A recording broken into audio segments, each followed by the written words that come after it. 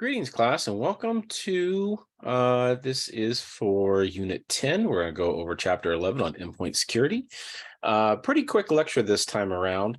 We will talk about what endpoint security is, how it impacts network security, and let's go ahead and get started. So, endpoint security is all about taking care of workstations, servers, the actual endpoint.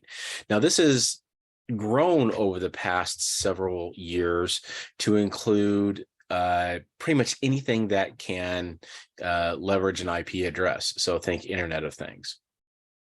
So we'll be talking about a little bit of architecture and design, implementation, and where you have to be wary of endpoint security.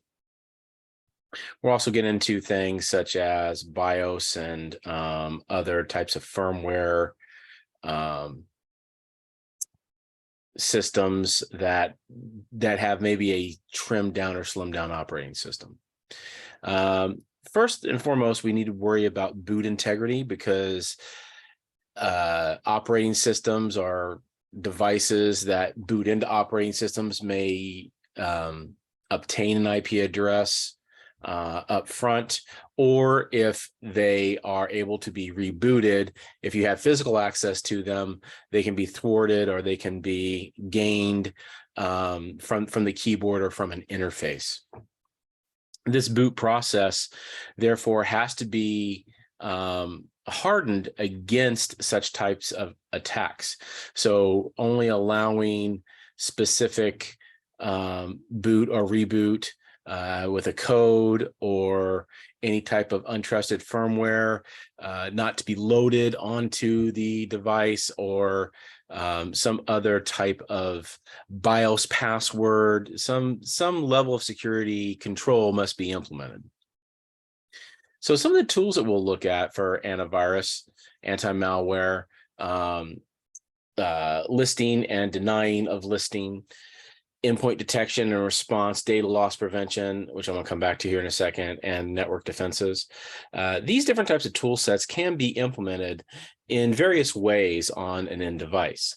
Data loss prevention is one of the exceptions. Typically, you see data loss preventions at the head end of a network on, say, like your firewall appliance, and it will scan traffic exiting the network.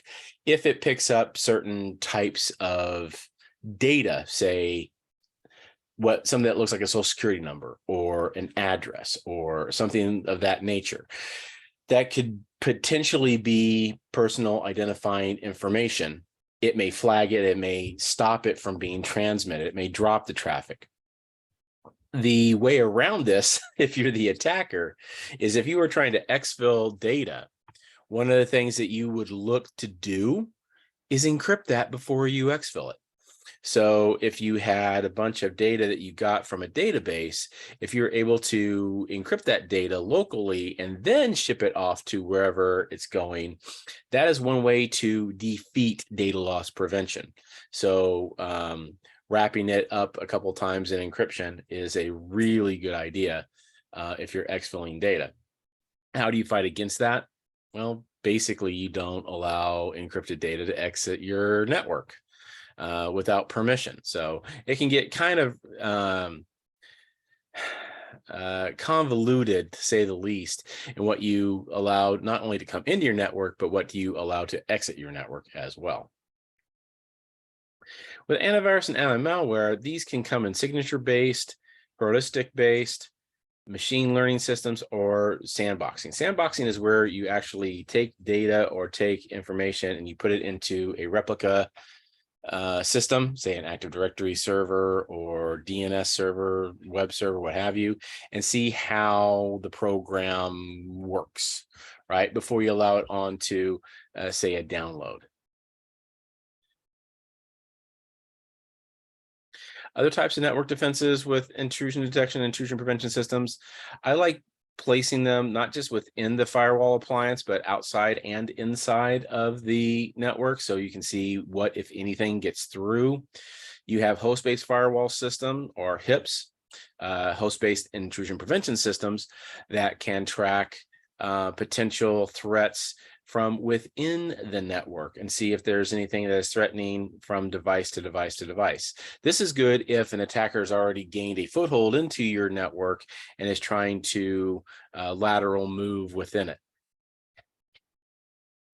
Endpoints and systems, they come in two different flavors: hardening of the service or hardening of the operating system. Hardening of the service is things that are like taking the application, the API of the application, things of that, and making sure it is strong. The operating system hardening can be anything from simple as patching to file and folder permissions, directory permissions, things like that. Services are also important because a lot of times services can be hardened with a service account where that has a password to it. But you want to make sure that that service account is not, say, your administrator account or your root account. It's its own separate account. And that service account is not in certain groups like the root group or the domain admin group.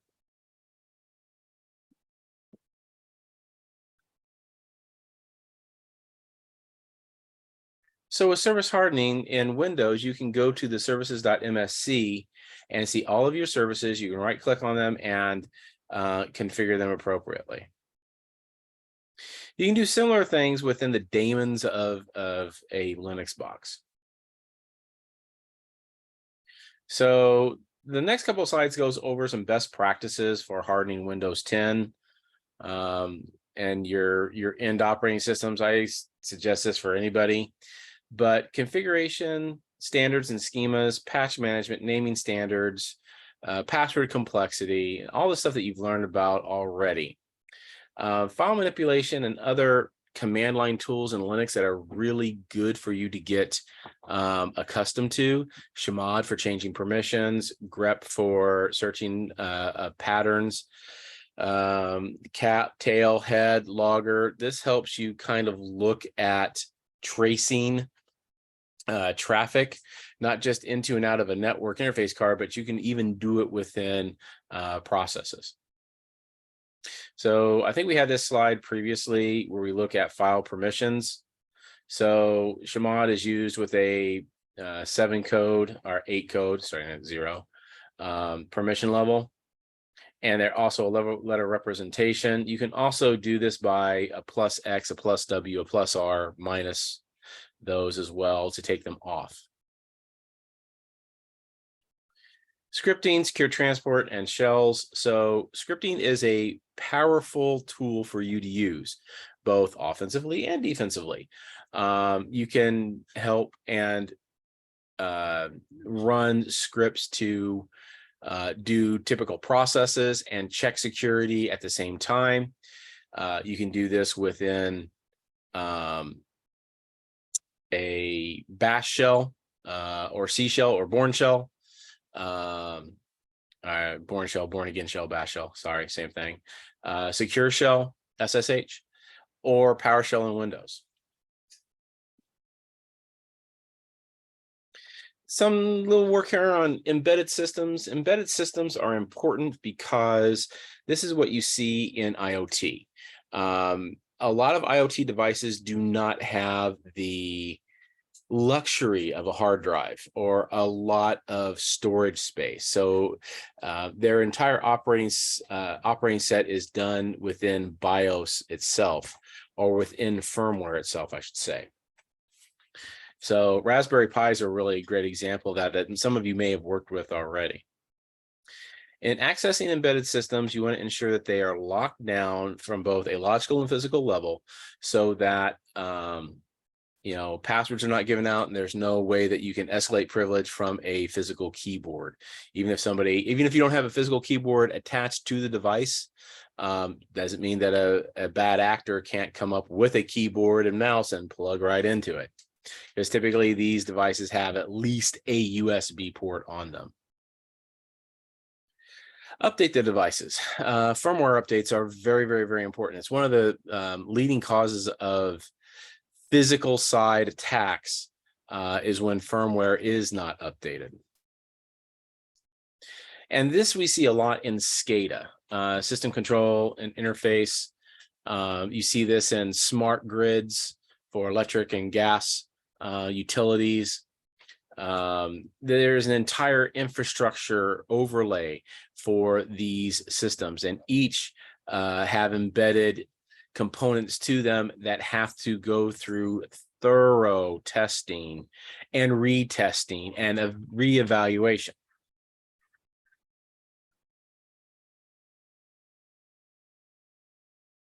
So how do we secure IoT? IoT is best secured by following some of the same practices you use with regular operating systems. Common issues: if there's a password, make sure it's a strong password. BIOS passwords, especially our firmware passwords. Password complexity. Typically they have short lifespans, so ensure that they are monitored. If a IoT device goes down, you need to know when it goes down or when it comes up, who accessed it. So logging is very, very, very important.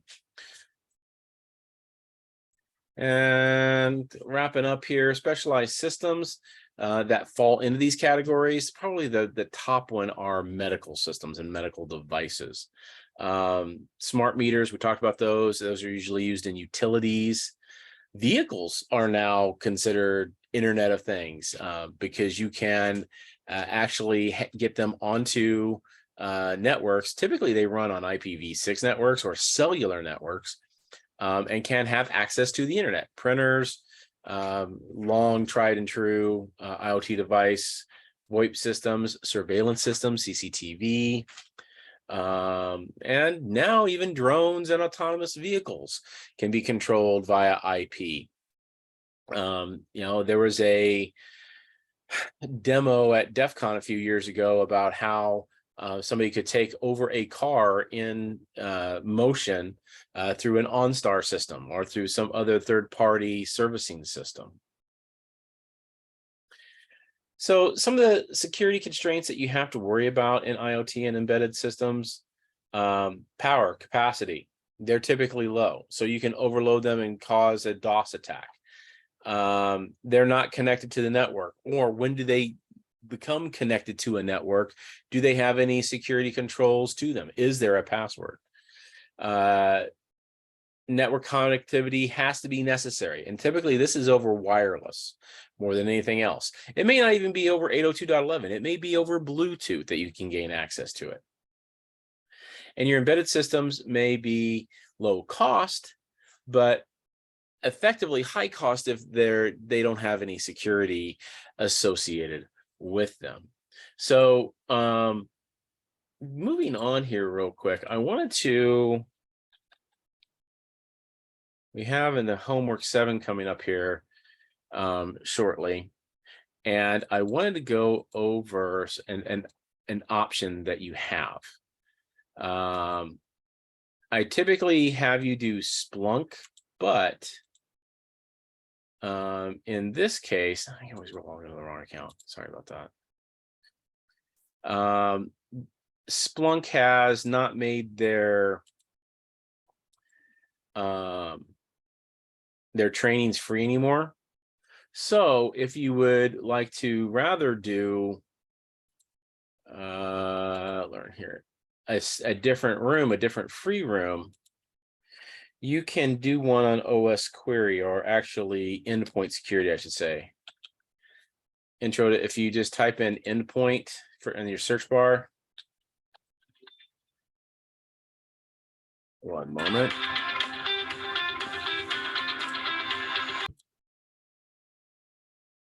The wonders of Zoom. So anyway, if you do a search in TryHackMe and you do endpoint and you go to Intro to Endpoint Security, this is a free room.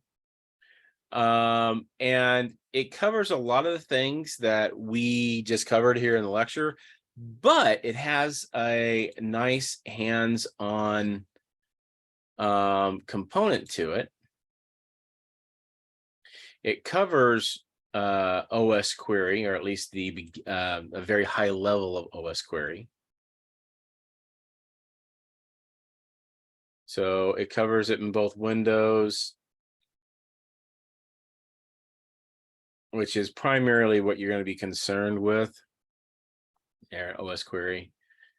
And also you can effectively look at this in Linux as well. Log analysis is a big deal in incident response. Incident response this is where incident responders live. They live in logs. Let's just face it. When you have to call an incident response team out to do an analysis of your network or of your systems, this is where they're going to jump to.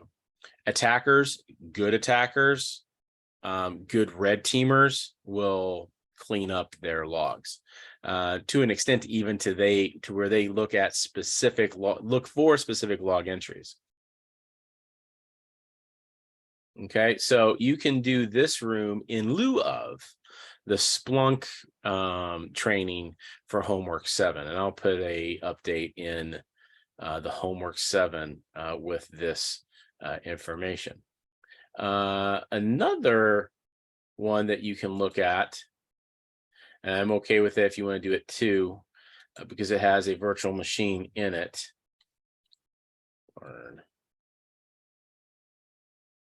Is on antivirus. Introduction, is it introduction to antivirus? I think this is it.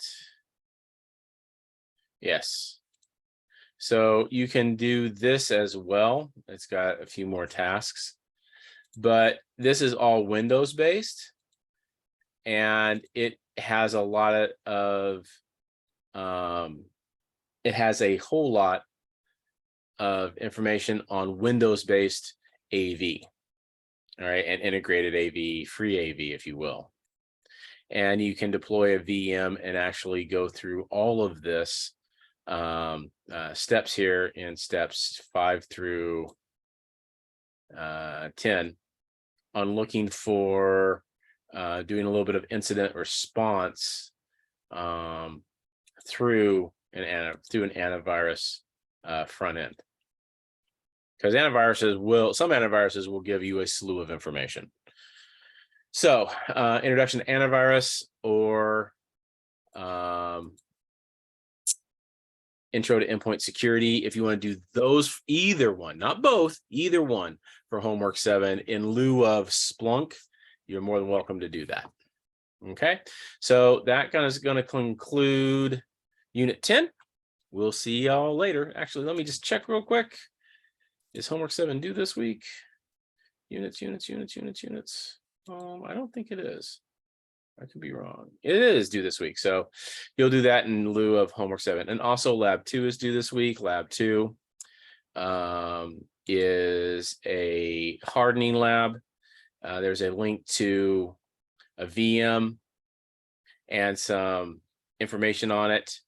The password to this, I believe, is change_me123 with an exclamation point, or it might just be change me with an exclamation point, capital C. So good luck on Lab 2.